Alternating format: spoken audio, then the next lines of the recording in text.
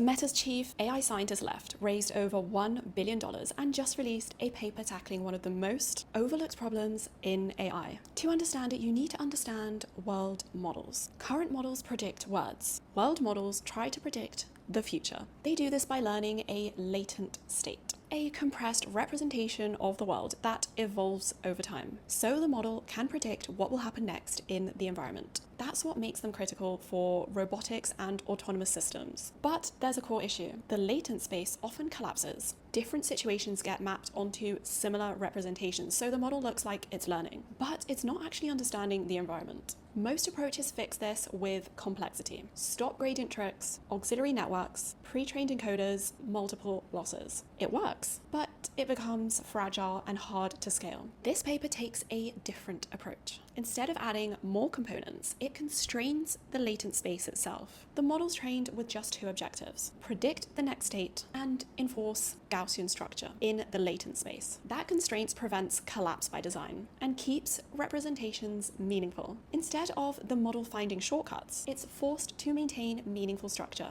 and the result is a much simpler system. Around 15 million parameters, trains in hours, and plans significantly faster because it operates in a compact latent space instead of reconstructing images. More importantly, the model learns structure. It captures position and motion, and it reacts more strongly to the physically impossible events than to superficial changes. That suggests it's learning real-world dynamics, not just patterns. This doesn't solve everything. It still struggles in complex visual environments compared to larger models with pre-trained encoders. But it shows something important. You don't need more scale to move forward. If you design the latent space correctly, you get stability, efficiency, and useful representations in a much simpler system. And that points to a broader shift. The next leap in AI may come less from bigger models and more from better internal representations.